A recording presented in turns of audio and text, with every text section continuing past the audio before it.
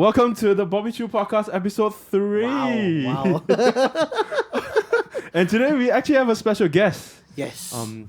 Johnson, do you want to introduce our special, very special, first ever guest on the this is Bobby our Choo first ever podcast? guest because we only got 3 episodes. It's Still a big achievement. Still a big achievement. After the 3rd episode, we can have guests, right? Yeah, I know. Maybe me and Caleb got bored of each other, that's why. I'll never get bored of you, bro. Oh, thanks. I don't know if I should come in right now before you intro me, but you know. So, okay, I'll intro. Yes, This please. is the person to my left. Yeah, you got that right. His name is Kysern. Yeah. Kysern is the head of creative at Collective. For all those people out there who know good music, he's also the lead guitarist of a band called Altered Frequency. Oh, I didn't Wow. know that. Ah, I really? didn't know that. I Wow. didn't know that. Oh, really? Okay, Yeah, I so didn't. now you know. Yeah. So Kysern's actually more famous than... Anyone He's the of most us famous combined? member in his band. Lah. Okay.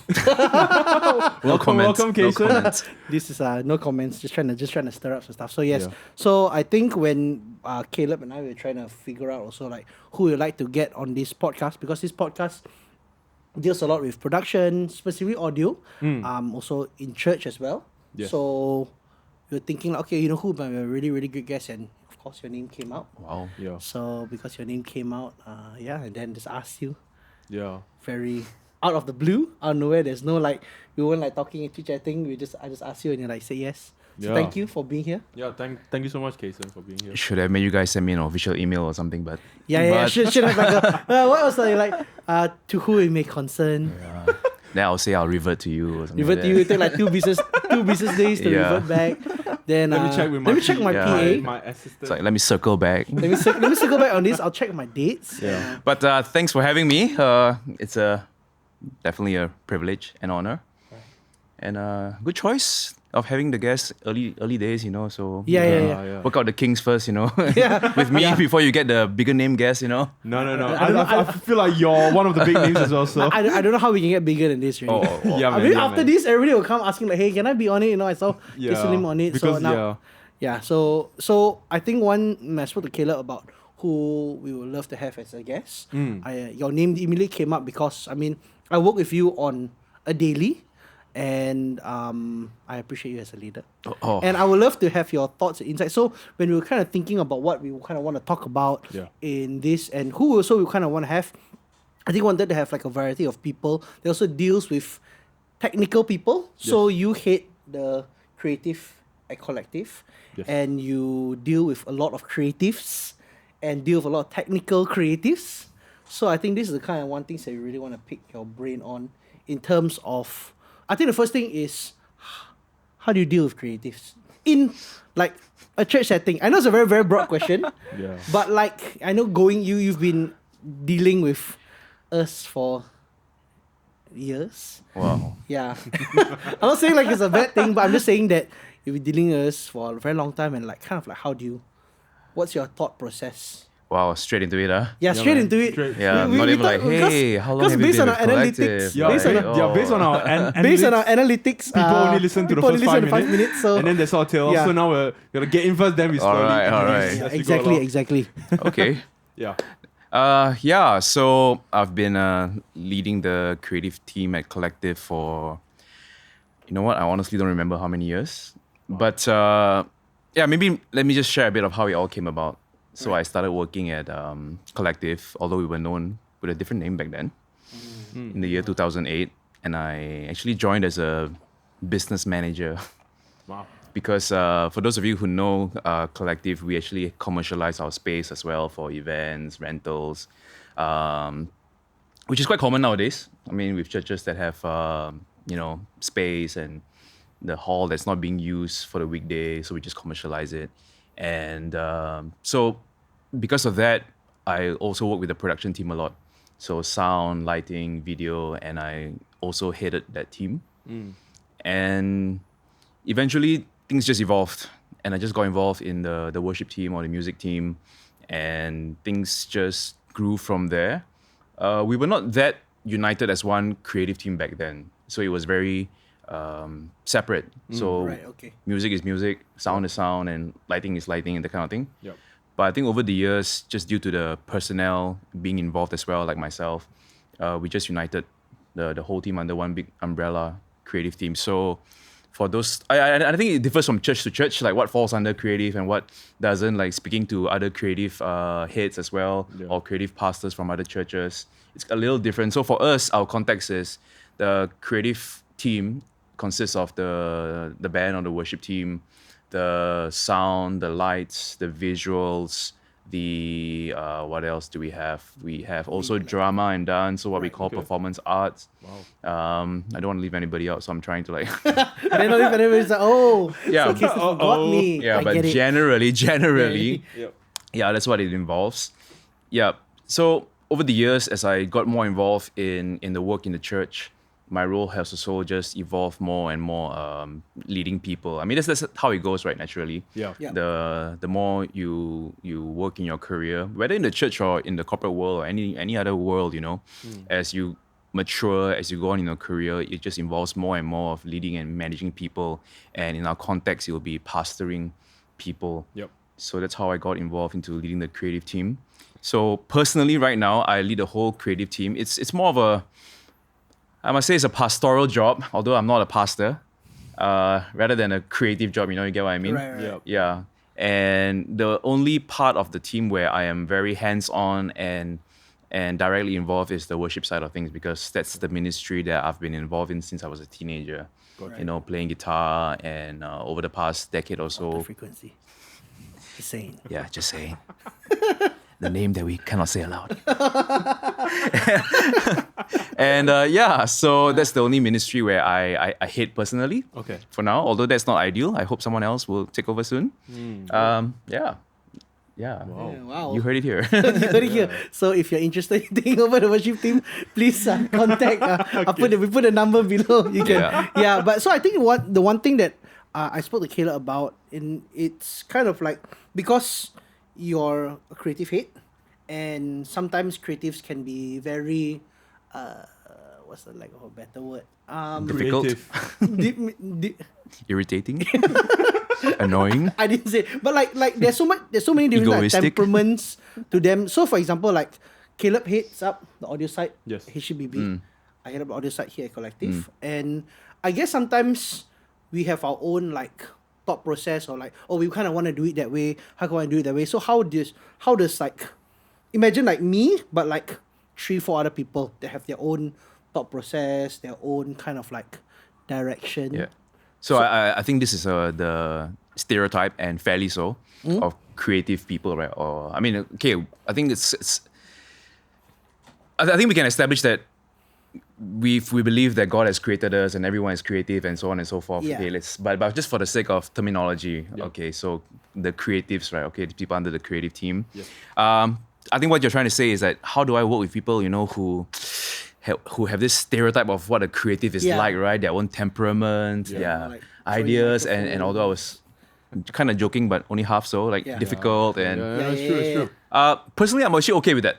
Okay. I kind of enjoy that part actually. So I think Johnny would attest to that. And if you know that I'm one who is always open to ideas, open to even opposing ideas. Okay. And I actually kind of like that, okay, we're in a room right now and we all want the best for the project or the thing that we're doing or the song that we're writing or the performance, the drama that we are scripting or whatever. Yes.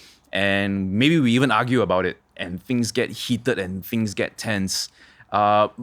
I guess I'm kind of wired in a way where I'm very comfortable with that. Okay. And I kind of enjoy that. I actually prefer that compared to a room where, people just defer to the leader. People just defer to the one who's in charge there. And they have thoughts, they have ideas, and they have maybe even disagreements. And once the meeting is done, we'll go out of the room and there'll be a separate meeting in a different room where, actually, just now, let's take this offline. Just now, Kysern said this, I don't really agree. What you think?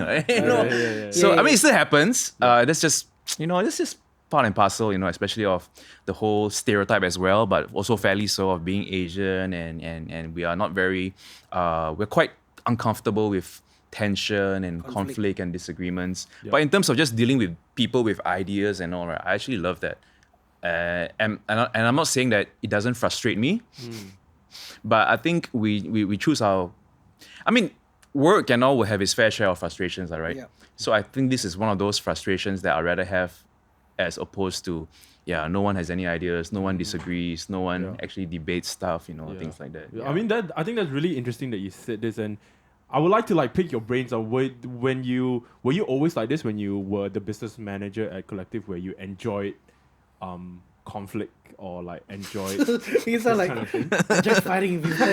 No, as in, like, no, I think what you touch on is very interesting, because I've never heard anybody who said you would prefer that, because normally people is always trying to counteract or avoid, or how to make it like a happy place. But I think what's really interesting and what's really honest, and I thought that'd be really helpful, is to share is how you're actually okay with it, and were you always like that, or did you have to go through a journey, or how is that like?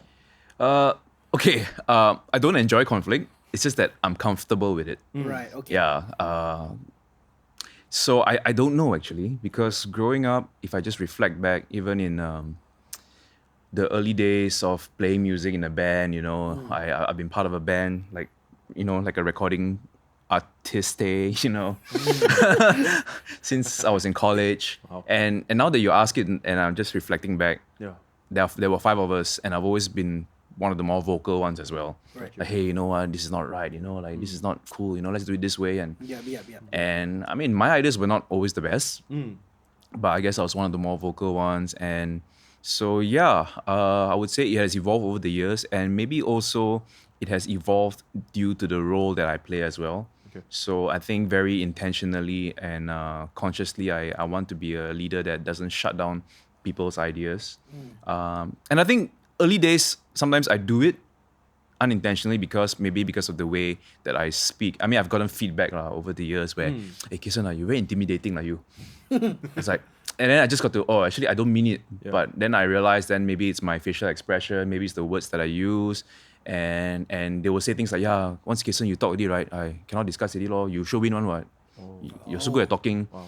So then I'm like, then it's my fault, man. But because over the years, you learn that, okay, you know what? Maybe I should tone down so as not to suppress other people who may not be that comfortable in those situations. Right. Yeah. And so that they also can grow into that as well. Yeah. So these are things that I would say I also learn, still learning as I evolve as a leader in having, the best ideas just come out, And how also not to be offended sometimes when people present their ideas in not a very respectful way sometimes, Yeah. And just got to have a bit of push and pull and give and take and just deal with all this as well. But basically, I think I always want to try to build a culture of openness. Yep. Yeah. Wow, that's really amazing. Like, I'm just hearing whatever that you just said. Like, it sounds like you just have a lot of capacity and you're really self-aware, which I think is like so key with creatives. Because I know sometimes myself, I'm not very self-aware about when I'm being a quote-unquote creative. Right. But I think it sounds like, I think like by hearing what you just said, like being self-aware, even though you were self-aware with how you react or your first impressions and reading the room, which I think is actually very, very key, that I think a lot of people can take away, even myself, even just to be self-aware on how we may not, our first impression of an idea, whether we haven't really agreed or disagreed, but just that first impression that sets the tone of the room, which I think is really interesting to hear, that no one really talk about that. Yeah, and I'm not sure if there's anyone who is like born self-aware. But this self-awareness, I think I must be very grateful, because I have friends who will be totally honest with me, who won't take my Stuff. take my rubbish. Take your stuff. And these are friends that maybe who have known me for a long time, who grew up with me, probably around the same age as me. And they are the ones who call me out as well. Yeah. And I think over the years, once you get called out, then of course you try to learn, right? Okay, maybe I am like that. And so, the self-awareness also was a gradual evolution as well. Not straight away from a level 0 to 8 straight away. But over the years, it just grew also. Amazing. Yeah. That's super So, cool. like, what would you say for, let's say, for example, someone in your so-called level, like, you don't have so many peers around you who are also at that level. So, like, how do you, where do you dump out all your, because you have people that you handle all the time and they give you all sorts of, like, ups and downs. Then where do you, or how do you like dump out all that kind of things? Because it can be very frustrating. Can be people sometimes coming to you with like problems, or people with other problems, then they all have problems together, then they kind of come in all at you. So like, how do you sort of cope with that and how you handle it? Because I think a lot of creative heads, sometimes they feel probably very like stuck because they're like, oh, nobody understands my struggle, and it's true. Yeah. Like they handle so many things, and like what do you do? What do I do? What do you do, or who do you go to? Yeah. Is your like what you say also like add on to his question, like you had a lot of close friends when you were growing up that helped you with self-awareness and really looked out for who you are. And is that community the same now, or is it different, or how has that evolved? It has evolved for sure.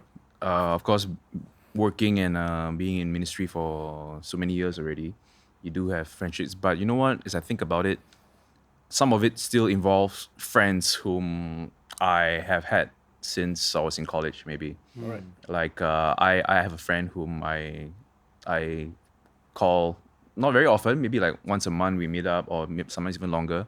And he also hits a similar role. He also has a similar role.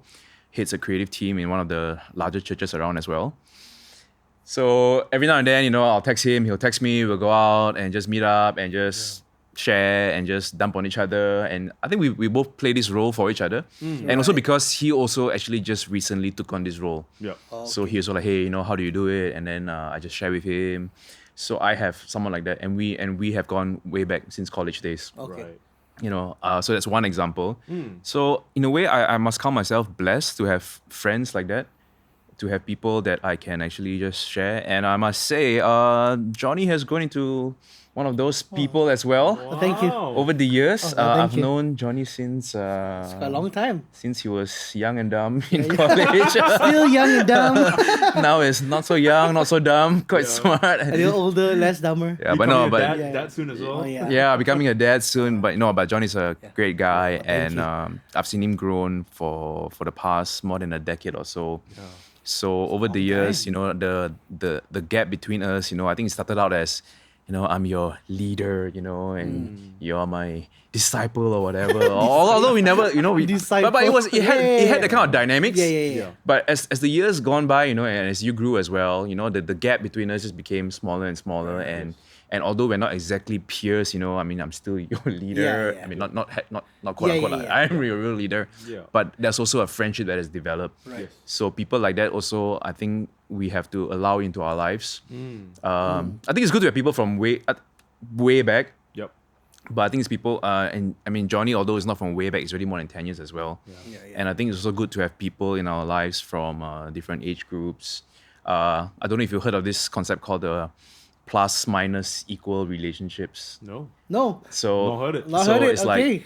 like the Sure. three different, I mean, not strictly but the three kinds of dynamics of relationships we should have. Plus, as in someone who is ahead of us. Yep. That maybe like a mentor figure. Right. Yeah. And then minus is those we are ahead of, then maybe we mentor. Yes. But then the equal is also very important, where we are just peers, And I think a lot of people who have gone on in their careers to a more senior position, I think the sad thing, and this is knowing from experience, as in the people that I know of, and also just reading and all that, the equal is the one that gets diluted as you grow older, Okay. right? And as you advance in your career as well. And they say it's lonely at the top, lah. So it's both true and not true, lah, right?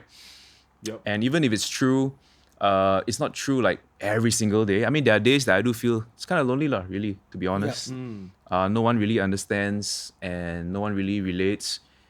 And that's how I feel. Whether it's true or not is another matter.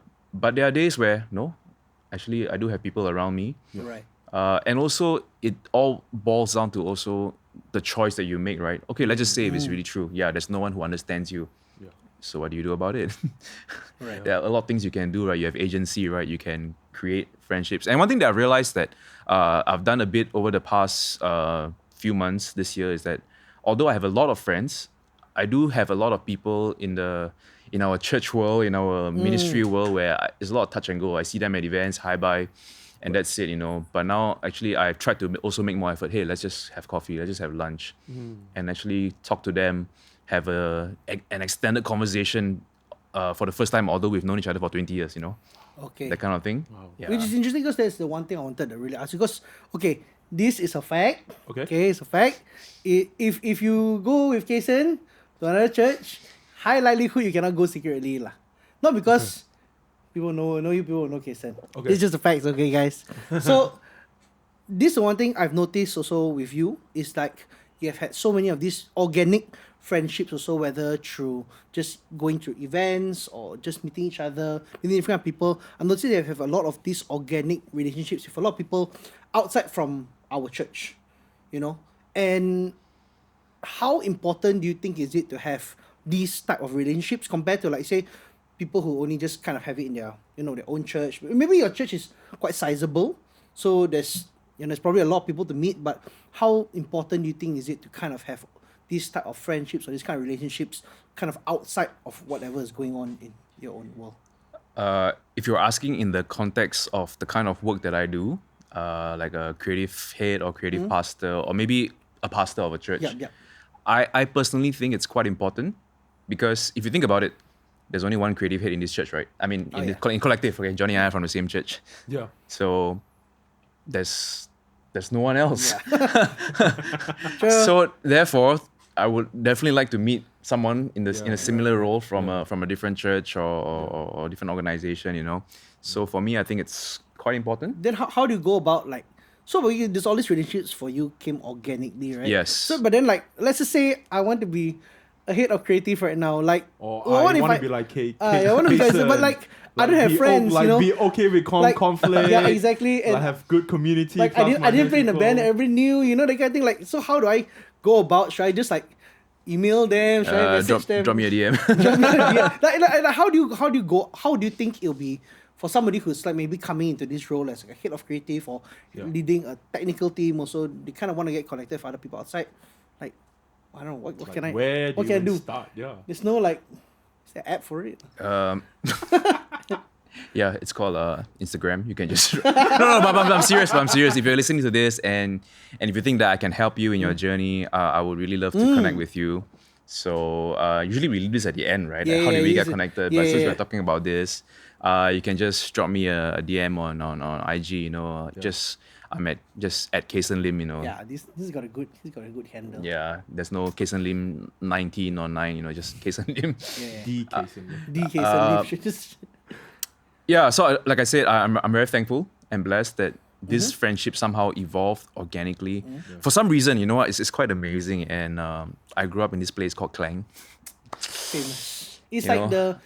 the holy land of Christian people in Malaysia. Is it? Yeah.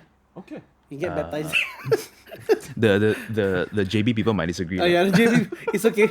We all are And from. maybe Penang people. It's okay. That we're all from this side, Strongholds. Okay, maybe. Anyway, Yeah. so growing up in Klang, I've been very involved in church since I was a teenager, playing music and all. And, you know, sometimes not for the right reasons, you know, cute girls in different it's fair. school. It's and okay. It's fair. Yeah, completely fair. That's all of what- us that's grew what up we that all way, you know, playing guitar on stage, you know, catch the attention of some girl there. But Yeah. but you know, and somehow I was in this circle where, although most of these people are not in Klang anymore, they have gone on to play some quite prominent roles in the more, for lack of a better word, popular churches in the PGA KL area. Yep. And we're still friends to today. So it has evolved that way. But like I said, but those that did not, it's really because of just me attending a lot of events over the years and being part of conferences or concerts, you know. I mean, I grew up in an era where I'll attend like, you know, those what we call huge camp, you know, like Youth Alive concerts where it's like national youth camp in Aikaro in Malacca, you know, book out the whole hotel. Yeah. Then you meet people from there. And even up to today, you know, when I see people in church, I'm like, hey, this guy familiar. I say, yeah, you know, I met you, you know, that huge camp in Malacca, you're on stage playing guitar, like, oh. So by just by virtue of being part of these events for so many years, you tend to meet people. But like I said, you know, a lot of high-buy kind of relationships. And therefore, even, I must say, although I do have these circles who have developed organically, Yep. I still feel that I have to make effort. Got Like, you. hey, let's have coffee. Hey, let's do lunch. And actually take that initiative actually Yeah. to meet these people. So, I mean, all of us have agency, right? All of us have the power to do something about it. You know, if you don't like the situation you're in, just do something about it. You know, it's not that difficult to just drop someone a DM. Say, hey, you know what? I follow you on IG. I like the work that you're doing. Hey, do you mind just having some time? Wow. What's the worst that they can say? Yeah, exactly. The worst that they can say is actually nothing lah, because they don't reply lah. The worst is fine. seen 3 hours ago. Blue tick, you know. You think, that's But that's, that's probably- No, like it's true. Like that's like the worst that can happen, which Yeah. probably won't happen. Yeah. Or maybe even if it did happen, maybe they missed it. Yeah. And it's- Yeah, I mean, everybody's busy, you know. I mean, Yeah. sometimes you see a message, you're like, "Oh, I'll get to it later." And yeah. But I'm a not victim. I'm a perpetrator of that thing. yeah, he replies my text like more than 24 hours sometimes. Hey, same. No, at least you get a reply. Sometimes Hey, I wait for hey, like three Wow, wow. days, man. 3 business days. 3 bis. 3 business days. This is not what this podcast is about. But in No, all yeah. fairness, yes, please reply your leaders and please reply. Yeah, those no, but yeah, messages. I think thanks Kysern for I think just like almost making quote unquote networking less scary and overwhelming. Because I also agree in the sense of like sometimes actually like what you say, I really resonated with like you say we all have agency in our problems, and if we have problems that we can, there's always people out there to help us, and it's just whether we want to put ourselves out there. And yeah, so I think that I think that really resonated with me lah. So Yeah, and one thing that I've noticed, and also something that I've intentionally tried to do more of this year is, I don't want to build a relationship when I need someone. You get what I mean? Right, It's like, okay, okay, I think I Right, can. yeah. That's good. Okay, actually, there's nothing really wrong about that if it's done the right way lah. You know, it can be both. It can be both. What word is that? Would it feel not like what? Disingenuous? Disingenuous? Disingenuous? Or- Maybe? Yeah, I don't know. Like say for example, somebody reached out to you Mm. because you had something that they could. Okay, if that was the case, Yeah. I personally think it's nothing wrong, but you be straight up about it lah. Okay. You know, we have those friends, right? Like out of nowhere, 15 years, you left school, suddenly, hey, Johnny, hey, Caleb, free to meet up, free to yam cha. I Then know suddenly you what's go there going like, but the thing is, Yeah. they are selling something really legit. Yeah. So we rather be straight up, hey, I'm doing this right now, lah. If you don't mind, I think this can benefit you. Would you like to meet up? Then just straight up, lah, you know? Yeah. So you rather that than kind Yeah. of going Kind of around like go to the and hey, suddenly how's you're- it going? I care about suddenly you're in you. Yeah, Nanyang and yeah. suddenly Then here you hey. go. Yeah. Okay.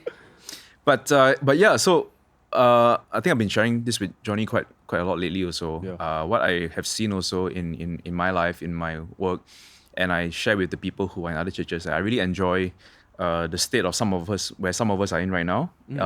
Like you're from a different church, Caleb, Yes. compared to Johnny and I. Yes. But we're friends. Yeah. Right. And we have other friends in HTBB as well. Yes.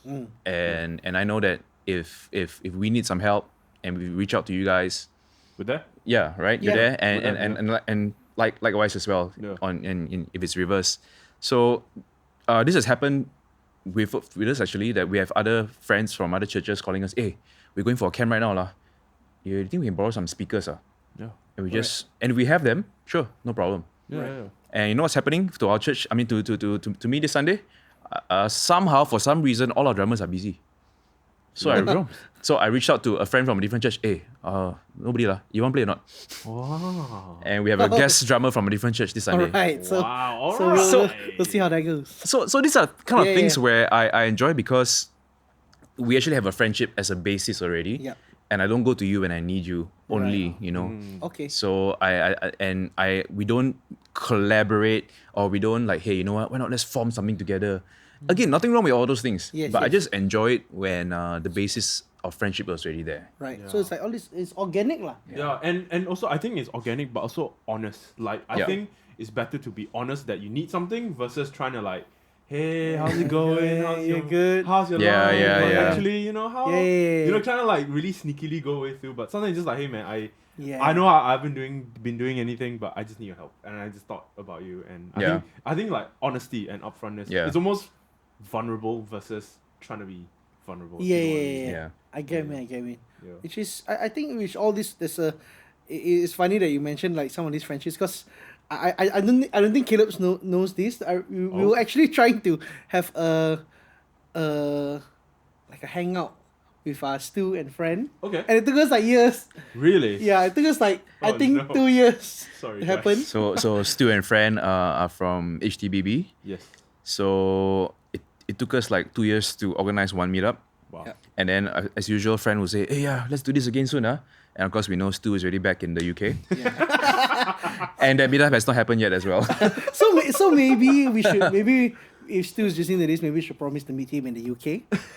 Then we'll have our hangout there lah. But I mean, like, these are organic relationships, and I feel like sometimes it's very nice. So even when, like, I think recently when our Pastor Kevin, he was speaking at it was the ARG.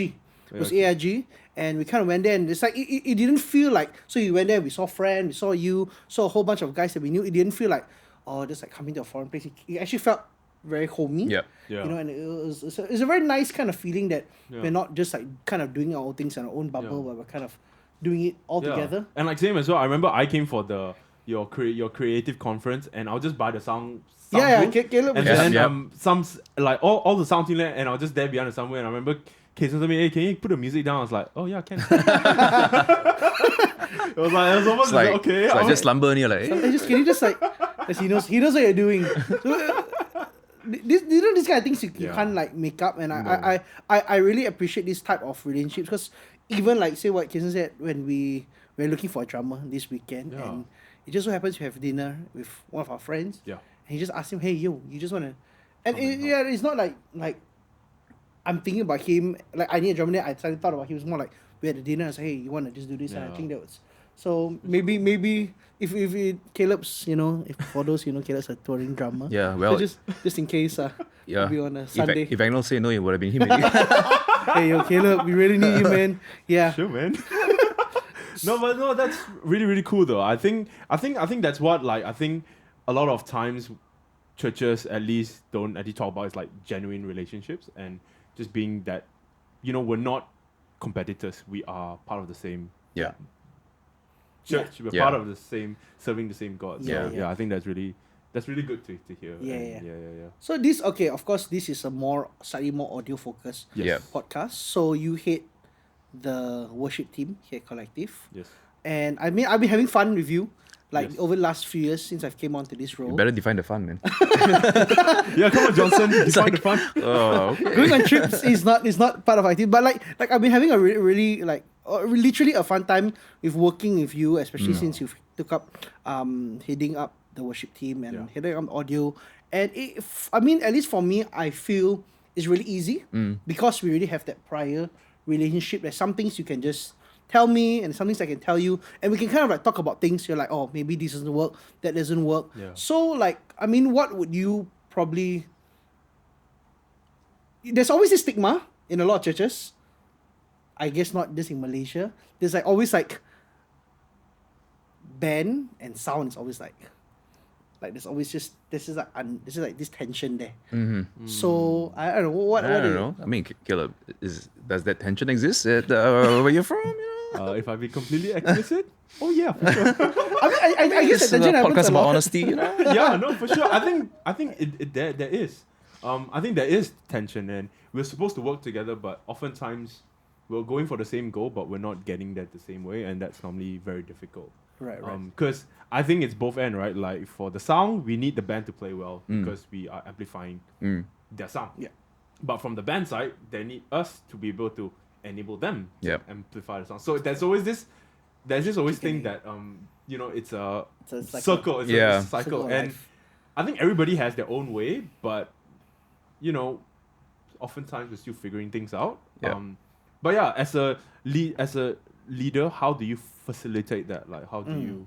Actually, What tips can you share with us? this was probably the main reason why I wanted the team to be one in the early days. Right. Not to say that things are perfect right now, but in the early days, the divide was greater. And so one of the ways to actually counter it is actually to say, hey, you know what? We're all one team right now. Yeah. Now, I'm not saying that this is the formula, because I think every church will have a different context and situation. Yeah. But for us, it just somehow worked out that way better. Since I was going to take the lead anyway, I said, hey, you know what? Let's all unite together. Okay. So there's, sometimes it's just becomes like, oh, you know what? You're not my leader, so I'm going to listen to my leader, and my sound leader, the head of sound, says something else. Yeah. Right. But right now it's like, no, in a way, I'm the boss. Yeah. So it does make things easier. Okay. But I think the key is actually to like, hey, we know this theoretically, but things always happen when it's heated, right? Yeah. I mean, when things are okay, one. Only when things are heated, things are not going right, then we forget that we actually all having the same purpose in the first place. Right. And I see these sometimes in our church, where it's not just within the creative team, where sometimes when a leader is so zealous, and I must say overly zealous in building a certain ministry, right, it can be about the ministry above everything else. That I've seen leaders who hit connect groups, and suddenly the connect group actually is prioritized above the church. Okay. Where we had a situation last time where no lah, my member cannot serve lah, because busy with connect group. Right. So it's like, aren't we all building aren't we part of building this church and this community, and it's all about connect group? And the same thing can happen as well. And we still see it sometimes that hey, it's not about the sound team, it's not about the band, we're all doing this together. And culture is such that it needs to always be repeated. It needs to always be reminded, because there are new people who join. Yes. Yeah. So I think as a leader, one thing that I have to grow more comfortable in and have to keep on doing is just to be repetitive. Yes. I will always say the same thing, and people would have heard it like 17 times. But the thing is, sometimes you may say it for the 17th time, but they only hear it 3 times ago. Yes. Right, okay. Although you've been saying it for so many years. So I think these are things that we just have to keep repeating and making sure that everyone knows the big why. Yeah. So I always tell the band, it's like, you know what? You can practice what you want lah. You can play perfectly lah. But if the sound guy not happy with you, right, or the sound guy makes a mistake, right, all your practice gone to waste one. Yeah. That's the reality, right? To be fair, you could be practicing your heart out, It's like it's very, and very, like nobody very, can hear you. yeah, very, so very true. yeah, so we've actually, and Johnny will know this, we've had to really counter real life situations where things are just heated in the exchanges during sound check, and where they think the band is you're up on stage, you think you're superstar, you're diva, high and mighty, and then sometimes I feel people who are behind the scenes has this certain kind of pride as well, where it's not very obvious, where we're all behind the scenes one, we don't need the limelight one. Oh, okay. There's this like we are the humility. we're the humble ones, Yeah. It's like, dude, Yeah. it's like having pride in their humility, It's like a different kind of ego, different kind of pride that they take pride in that, we don't need the stage one. We are the humble one. We just serve and we just quietly one. But come on. Okay. So, but again, that goes back to the whole first question of how do we deal with different kinds of people in the creative team? Wow, that's I would like to pick your brains on, like, because I've heard this thing that you said about being repetitive and vision you have to always constantly remind. And I've also heard that in church as well. Everybody say vision needs to be clear but also need to be repeated. Yep. Right. So like, how would you as a creative leader, how do you be repetitive in your vision and in the culture that you set? Like, is there any tip that you can give us on how to be? Because people talk about it being repetitive, but no one actually says how to be repetitive. So, like, do you have any? Yeah. So for me, the first step is to not just come up with a clever buzz phrase or like a vision statement or like that day someone asked me during a worship team gathering, like, hey, Kysern, what is the vision for this year?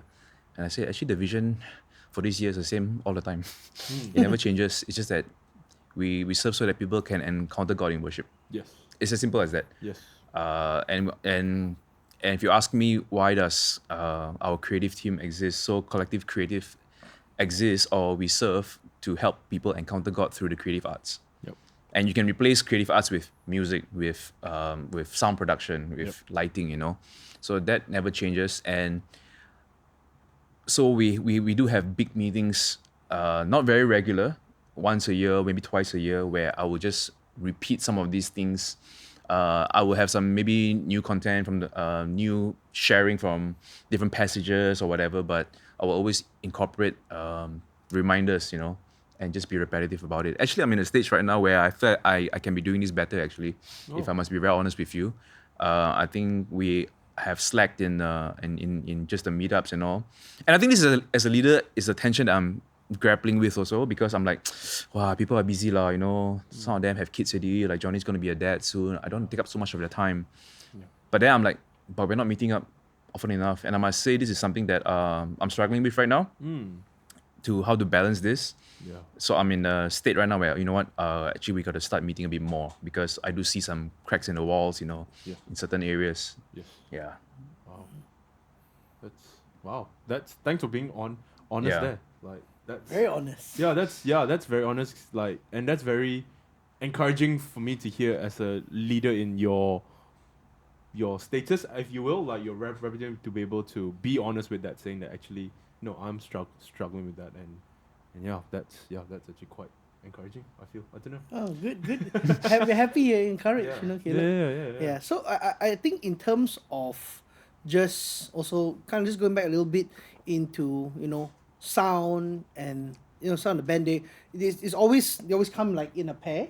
So what has been your frustrating moment as a leader from that end with sound? Like, say for example, a lot of times we see things from I see things from my position, you see things from your position. Yeah. What has been like a frustrating thing that you kind of see, like maybe either a lot of sound teams have?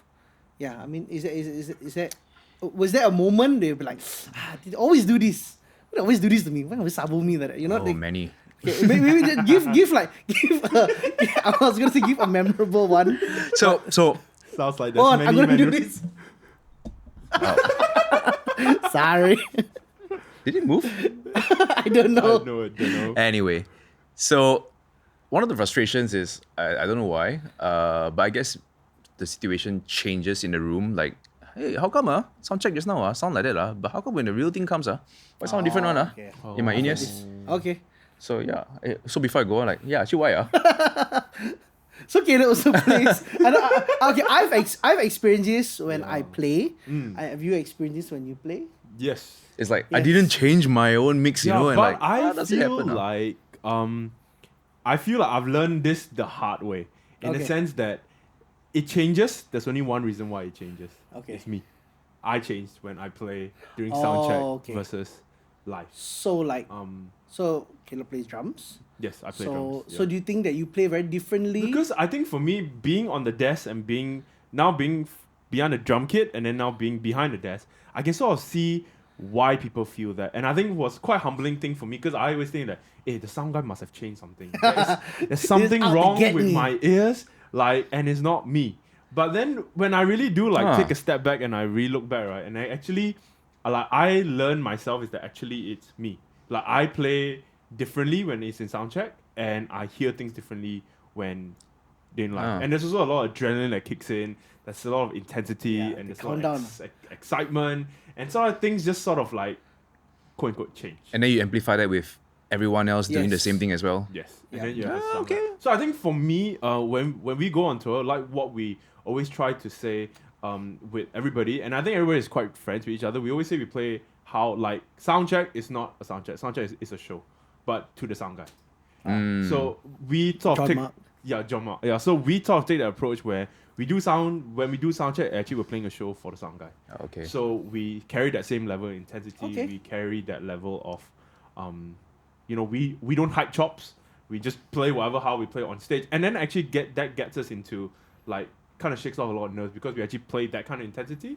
And then when we do go on stage, it's like, it's fine. Like, Okay. it's no longer like a Right, high, right, right. no longer a high dip. So I mean, that's worked for me. It's Like, interesting that you say that, because I don't know whether I was talking to somebody, I was listening something recently, and like why sometimes we feel like our in-ears, for those who use in-ears, why in-ear mix feels like it changes is because like you play it slightly differently. Either you're hitting a little louder, or sometimes if you are scared, you will tone down your sound a little bit.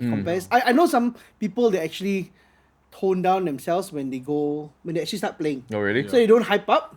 Yeah. They actually like, it gets like really scary, and then they just nerves kind of and, the nerves and everything. So they actually play, they hit lesser, or they're not probably more liberal or confident. With True their lah. I notes. mean, we've all experienced the times where, hey, how come practice was better? Oh yeah. Or practice. always Damn, better. it's like Right? could the congregation just come during practice? So in your logic, that means the sound man always gets the best set lah.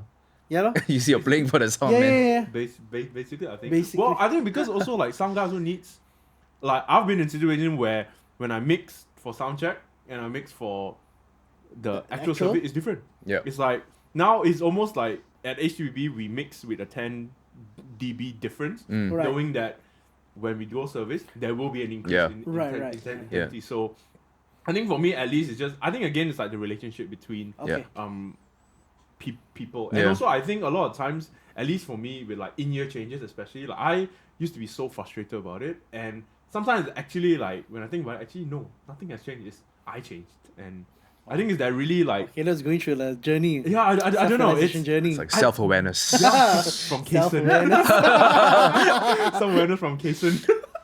But you know, I think this is part of maturing as well, Yeah. because it used to bug me a lot, like a lot, and I get so frustrated, and it affects the way that I play, the way that I lead. But I don't know, man. It's part of growing older, I guess. Nowadays, right? I mean, I do notice the difference, Yep. but it almost just doesn't bug me anymore. Right. Wow. And actually, I'm at a stage right now where I'm asking myself, am I too like relaxed already, where the standards are all dropped because nothing bugs me anymore? Okay. Oh, yeah, So you're saying to the far end, it's the other whether end. is everything's either really good or nothing bothers me anymore. yeah, because you know, Johnny has served with me alongside for many years. He has seen me in my I see him in his more passionate days. more passionate, Passionate. holy anger days. His holy anger just happens on Sunday. You know, I think there were. I know we have this drummer who's still playing with us. Thank God. He used to be quite scared of Kysern. So when the list will come out for who is playing in his name, and he sees like his name there, and he sees Kysern, he's like, oh no, like. But then it's interesting that I think when he reached a level of like, you know what, I just don't care, or I just don't think about it too much. It's not affecting. Yeah, it's not affecting him anymore, and I thought he just. Yeah.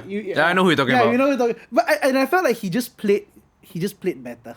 Yeah. You know, he just played better because he just doesn't think too much about it. So I mean, like, okay, so having with the audio side right now, churches are using like, you know, IEMs, using tracks, using all these like fancy stuff like pads, drones, all those kind of things. Like how much of that do you think it's important, especially if like a lot of younger churches or younger teams, they want to like emulate, like imagine they come for like, you know, HEB conference or collective conference, and you know, usually conference time is when you bring out your best guys, you know, you like bring out your A-plus best game. players. It's like a World Cup, you know, you bring out like your best production guys, and even if you don't run tracks usually on the weekend, for some reason that weekend you run all tracks and you got like 2-3 keyboardists and 3 guitarists, but like a lot of the younger bands and teams, when they see that, how important is it? Not really say how important, but like, do you think that's something that they should aspire or emulate to, or do you think that's it's just all fluff and it's not important? I wouldn't say it's fluff. I mean, I came from a background of playing in a school Christian fellowships where it's just one guitar and 40 people, you know, and singing very badly and playing very badly on cheap acoustic guitars. And then in a church band situation where we never had in-ears, Yeah. and you know, the tempo will swing wildly depending on who was playing drums that day. Wildly, violently. But but then I think all of us would have a different baseline. So if you are coming up in a church with a baseline where, you know, like ours, you know, is pretty similar, you know, we have all these tracks running and all. But then the basics are the basics, no matter what you use, right? So if you can't play in time, for example, as a drummer, and I think, don't you think that that's only going to make it more obvious that you can't keep to the track or to the click? Yep. So actually, if you think about it, right, in certain ways, it's actually harder to hide your incompetency compared to previously. So I must say that in certain areas, the demand or the standard is higher now to be part of a church band if we are like our kind of church where we're at right now, you know. So, but right now we are in a state where every phone has a metronome app, right? There's no more excuse, you know. Last time I actually had to buy like a physical, you know, that Do you have a physical metronome. metronome? I think I do. I did. You know, it's you know- called the rhythm watch. I don't remember. I think I may still have it somewhere. You know, it's like $100, you know, and you just got to practice with it. So now you just have your phone. There's no more excuse to not have something to play with. So I would say, if you don't have the means to run tracks or this kind of things, then just don't, you know. Yeah. Right. And if you listen to just music in general, don't talk about worship, yeah, you have those music which are more heavily leaning on this kind of production values. Yep. And then there's still punk rock bands nowadays. It's still there. Right. Do that. And both are good music, you know. Yep. So I think in short it's just like you gotta know which is the cake itself and which is the icing, you know. Right. So Okay. the cake itself is Okay. you know, know your chords, Yeah. know your skills, play on time, Yeah. That's the cake. That's true. sing in tune. Right. You can have a bad cake and great icing, I guess, but you have It's bad still, icing and it's still a bad cake. yeah, still bad cake. Yeah. Still a bad cake. But still have good cake. And if it's a good song, like if you listen to any of these songs from any of these worship artists, right? If it's a good song, it will still be a good song without the tracks, Yeah. True. True. right? You think about it. Yeah. Yep. I mean, some of these bands, right, have done acoustic versions of those songs and they still sound good Yeah. because it is a good song. It's a good song not because of the tracks. It is just a good song. Yeah. Right. Full stop. Yeah. Right. Because I mean, we're seeing a lot of like say, a lot of younger church guys. I mean, maybe they grew up in an environment like ours, where they're so used to like in-ears and tracks and playing for click, and like maybe they really struggle to just go and out for like a service and they're just like this dinky amp, some drums, you know, like you know what I mean. So do you think that these kind of things probably kind of spoils a little bit of people a little bit? No, yes, no, maybe, I don't know. Maybe before I say that, what do you all think? Throwing back us. What do you think? Okay, I feel like I think we're at a technological age where everything is like precise, and it's repeatedly precise. I feel like given like tracks, there's a certain Yep. timing you Yeah, play, yeah. there's a certain chord structure you play, certain lines you play, and I think that's good for replicating that same experience Okay. all throughout.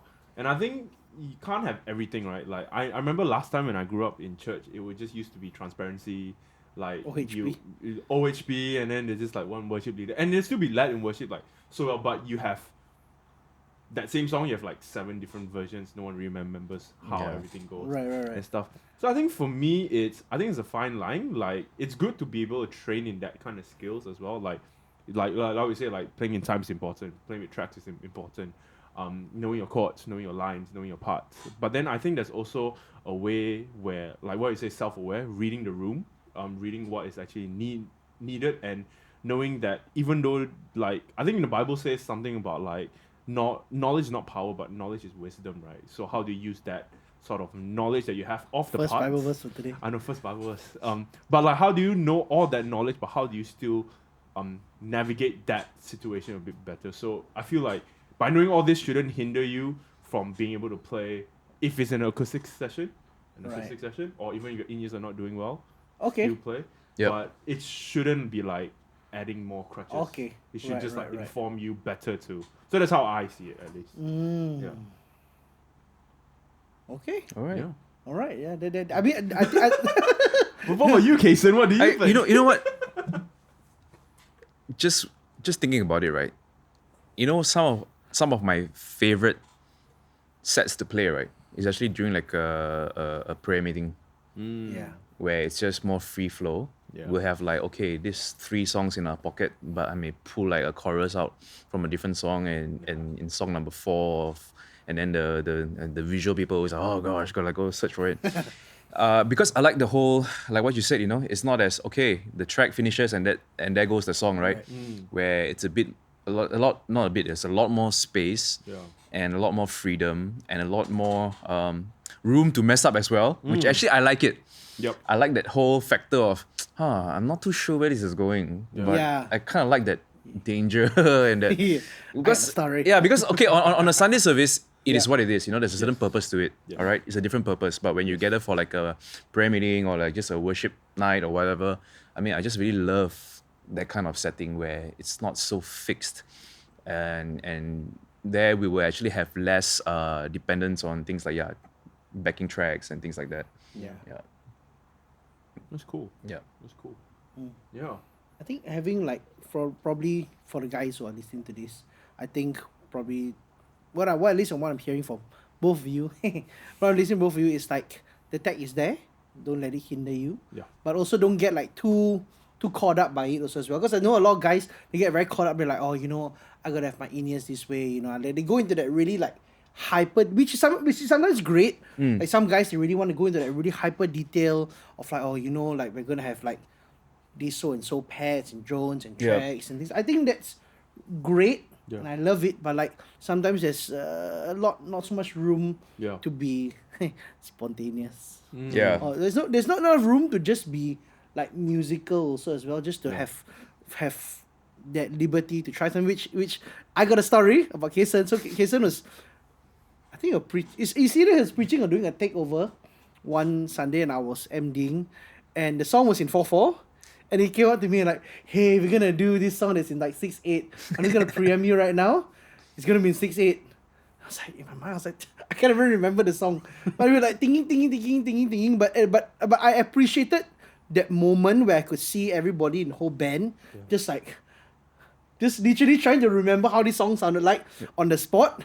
And I think that really, really worked really well. I mean, for those of y'all don't really know the whole 4/4 6/8 thing, to go from a 4/4 to 6/8, it kind of like messes your brain a little bit. I remember our drummer was trying to find the correct tempo for it, trying to click, and we're like, too fast, too slow. But like when we got into it, it was like, oh, it's like this really nice like landing. It was like a relief. But I also thought that Kysern also gave us a lot of like enough trust for us, like we might totally derail this whole Keep thing. you guys on your toes, Yeah, which I'm seeing like lesser in a lot of church services. Yes. Where I grew up in a church where our pastor would just be like, just throws a song, which probably is like in a different key, a whole set of chords, but he would just throw us any song, which might not sound great all the time, but it kept us a lot on our toes. Yep. So I feel like maybe this could be something that is a little bit missing in our... But interesting you should bring that up. Just to talk about that particular incident, I knew who was on the band. Okay. So I knew Johnny was MDing. Yeah. I knew who was on the drums. Yeah. So I was confident that they could pull it off. Yeah. So as a leader, I think this is what we must be aware also. If, for example, I have a more junior drummer, Got you. I may not have done that. Or I may have picked a different song that is on 4/4 and not change the time signature. So I think we must be aware also as to the level that our team is at. Yeah. And because if it screws up, right, then I can't blame them because I was the one that threw it on them when they weren't ready, Yeah. Right. So I think this is also as a leader to be aware of the strengths and weaknesses of your team and basically set your team up for success, Yes. Wow, that's really inspiring. Set your team up for Yeah, success. and I think just over our I don't know how long we have chatted, but I think what I realized is like a few Almost things an hour. from because I personally don't know you very well, Kysern. I only see you around like hi bye. Yeah. But I think from this conversation, I realized that you're a really great leader. But more than that is like you're aware and you have perspective. And I think just by speaking to you now, I feel like as a leader, you bring a fresh perspective to unify a lot of things. Because one of the questions when I was hearing you speak is that I wanted to know how do you unify the sound team, the worship team, your production, your performing arts team, your capture team, your so on and so forth. And I think I arrived with the answer is actually perspective. It's how you say we talk about vision needs to be repetitive, needs to be clear. But I think a lot of time people have different perspective of what their vision is, and I think what you bring as a way to unify them is actually a different perspective, which somehow lets the team sort of understand. So actually, there is a different perspective, and actually we are going for the same thing, and still empowering the team to do what they want to do, but then also sharing your perspective as a leader on how to guide them with what they know through that kind of season. So I don't know. I was just very inspired by all that, and I was like, wow. Yeah. Kysern is legit. Like, You thank goodness you. This could have been bad, this podcast. you actually make me sound better than I actually am, lah. But you know what? If I just have to be very honest right now, I don't think I'm in a very let me see how to put it. If you ask me where I am right now as a leader, I wouldn't say I'm in a very good place. Okay. It doesn't negate whatever that I've said. Yeah. Actually, it's more of like I need to do more of what I have said. Right. Right. And this is just the truth, lah. You know, I just want to be very honest with you. We have ebbs and flows, lah, right? In our journey, you know, in ministry, in our own Christian walk, in our leadership journey, and actually just having this conversation, and when I sit here and I talk and listen to you all as well, I'm like, man, I need to really do more of what I've been saying and what I've been hearing you all talk about also in this season, and which I already have started doing again. And a lot of times, if you think about it, right, they're not new. It's not new things. It is the repetitive thing, and that applies whether you're leading a creative team or you're just leading your own life, right? Yeah. It's the, you know, read your Bible, pray every day. It's very repetitive, and that's why it's tough. It's like when things are new and it's also my own personal weakness. I always have the, you know, the shiny new object syndrome. You know, I'm always looking for the new. So there's strengths in that where, you know, we can have ideas that are like, oh wow, they're like out there. But the weakness and the shadow side of it is, you get bored by doing the whole routine and repetitive things, you know. And that's something that I know I have to even double down on more. Yeah. Yeah. Wow. Yeah. Thanks. Yeah. Thank you. Thanks for sharing. Yeah. I think this just gives a lot of perspective. You know, be more self-aware as leaders or as people who are in charge of certain people also as well, just to have just better perspective, and also just to double down on a lot of like the things we say. I can totally understand that. Sometimes just tell them, but then, you know, kind of like, do I also practice it all the time? Yeah. So thank you. So thanks so much. Thanks, Well, Kysern. thanks really for having me. Thank I you. think it's great. Like, I've learned a lot. I had a great time. I had a great time too. So we usually start off our intros and things like that. Like, how do we usually start off our intros? Yeah, so I mean, the way that we sort of thought the format would be for the podcast would be, we normally, because how this podcast actually came about, for some context, is actually Johnson and I just like to talk about stuff, and we like to talk about gear, like new stuff, like what's been going around. So Kysern listens to a lot of music, so he's so that's how we normally start off, and how we normally end it is with like your top 3 tips. But I think you gave us a lot of tips already, so we definitely won't cover. But we also talk about, because we're all Malaysians, we're born over food. So what's your food recommendation? So in terms of updates, since you're a guest and your first guest, like what's been the thing that's really inspiring you? Whether it's a gear, whether it's fashion, whether it's anything. Like what has been the one thing, or few things at least, that could be anything. Yeah, could be anything. I'm going to sound quite pretentious and poser in saying this lah, but lately what's inspired me is actually old digicams from like. Okay, you have a cam? It's in my bag. It's in my bag. So I was actually watching a movie. Okay. About a few weeks ago, and in the movie there was this guy who was going to Japan, and he was just traveling, and he took out his camera and went traveling. I mean, nothing spectacular about that idea, right? And I've probably seen something like this many times, but I don't know why. For that reason, I'm like, maybe I should buy a camera as well. And then, you know lah, as guys, you know, getting into a hobby is partly because of the gear as well, right? The first thing that we will look for is the gear, you know, whether it's running or gym or whatever, you know, it's gear. Hiking is the gear. So I went search for cameras that, and for me, I know I have to buy a camera that is small enough to put in my pocket so that I have it with me every day. So from looking at all these cameras and all, like never knowing all these models, like not being familiar with it, like the Ricoh GR3 and all this, and they're all kind of expensive. Then I stumbled on a video that is that's reviewing these digital cameras from the early 2000s or mid 2000s. Okay. And I'm like, this is a thing. And from there, I'm like, I remember my late mom has a camera sitting in her drawer.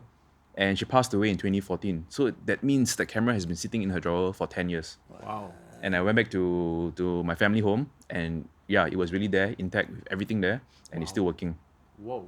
And I've been using that, taking pictures, not very well, but I think that's one thing about creating something like, right? You know, we always like, it must be really nice and all, and we're always afraid to show the world sometimes. So for me, it's whatever, just take a picture, you know, post it.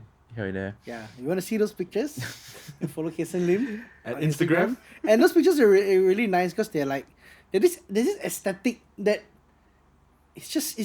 you can't get it on your phone. Yeah. Just can't get it on It's your like phone. they say having like a film vibe without using film, you know. Yeah. And so I don't know how long this interest will last. So it's like it's like shiny object. We've been the people who've been spending time with him, we've been enjoying his camera. I think that day we were having dinner and he passed it to the boss of the place to take a photo of us. He's like, What is It's this? like What is this? It's like where do I press? Like how do I use this? yeah, I think he also Trying struggled not touchscreen? Like, it's not even touchscreen. It's just like, so okay. Analog. So that's been the one that's inspiring you. Yeah. That's cool. If you ask me like right away, that's the current interest, That's cool. which is very cool. you go into the rabbit hole, look for carousel, every now and then Yeah. check and. So So yeah, but if I will ask you all, like, what are things or music or things that inspire you? Whether music or not music, or audio or non-audio. Do you have any? I have something. Go on then. Okay. You look super. No. Like, I wasn't super excited. I wasn't like, ready for it until I thought about it. Yeah, so recently, I don't know, somebody recommended me and my wife to do this bed cleaning thing, like Sorry, bed, what? bed cleaning. So basically, they'll come with a machine. Wait, like cleaning your okay, bed? okay, yeah. Like so they deep cleaning, like deep you know? cleaning. So they come with this machine that has like a steam and like a vacuum sucking thing, and okay. So when the guy demoed it, I didn't know it was a demo. I thought it was just like a service. Then I get gone into like it's a demo. So okay, I just watch. So I was watching him clean all these things, and I got suddenly very into steam cleaners, and I realized steam cleaners are great. Like they really can. Do tell. Like, okay, so for example, like your floor. So usually if you want to clean your floor, you need like detergent, you need the mop and everything. But if like you have a steam cleaner, you just need the hot steam and just to wipe it. And that's all. You don't need more detergent. Yeah, so I've been looking at this Kysern. Again, it's about the gear. It's It's about the yeah, gear. so Again, it's like gear. we've been going very deep into it. And like, like steam cleaning is, like, you can clean lots of stuff. You have watermarks, you can clean that. If a stain on your floor, you can clean that. Wow. Yeah, you can do a whole bunch of things, and it's safe because there's no detergent. So yeah, steam cleaners. I don't know how I got there, but Steamy. steam So, cleaners. so we got a digital camera, steam cleaner. I'm trying to think, how can I like? It's like I Talk shouldn't this talk about any music or anything. Well, no. So for me, I haven't been into steam cleaners or digital cameras, unfortunately. But I think for me, I've been very into Post Malone. Okay, Okay. Post Malone.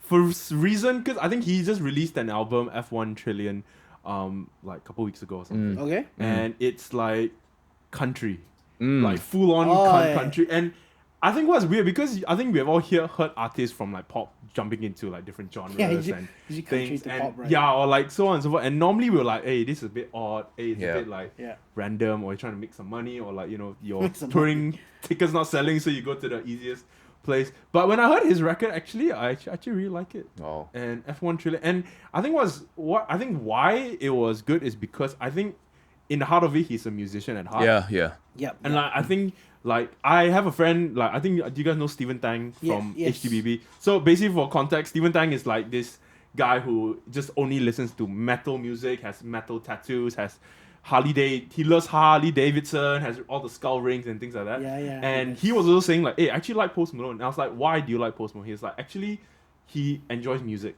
And Okay. he is a decent musician, no matter Right. autotune, no autotune, Yeah, and yeah. stuff like that. So It's funny you should mention that because I totally agree.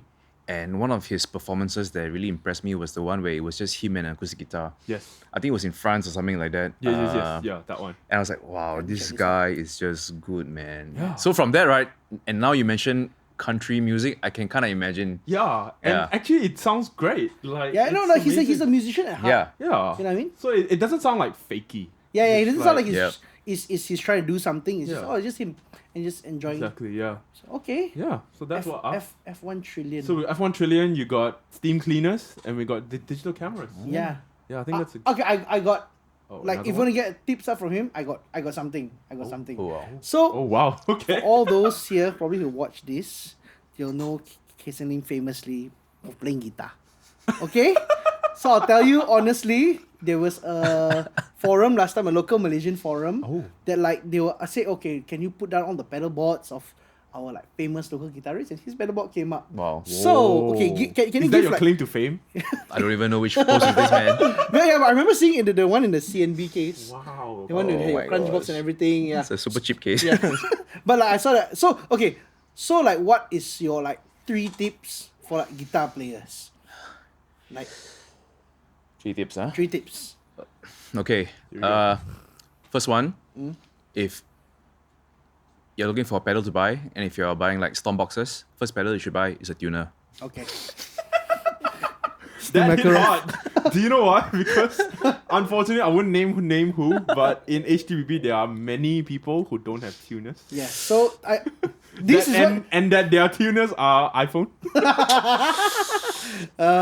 so we can tag all the video.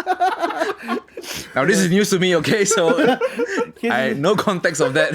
Okay, so Lim directly attacking me. I'm hurt. In Yeah. This podcast. So yeah, first Tuners. pedal to buy it's a tuner if you're buying individual pedals. Second one, which I alluded to earlier, play with a metronome. Got you. Play in time, because I've seen this in so many musicians, not just guitarists. They sound great by themselves, but they can't play in a band because they just can't play together. Yeah. And then thirdly, this is more internal, you know. You don't have to impress anybody, lah. Oh. And I know it sounds cliche and all, but I think this is something that we all have inside us. And I had this in me last time as well. Yeah. Especially when I know there's a better guitarist in a room, you know. And this is not very good gospel and theology, but I had a friend. I have a friend, guitarist as well, who's better player than me for sure. And he actually told me this. He said, why do you get nervous? Why do you feel scared? He's better than you, what? He should be the one impressing you, not you impressing him, what? Oh. It's like, why you feel pressure? He should be the one pressured, what? He's got the the reputation. bigger reputation.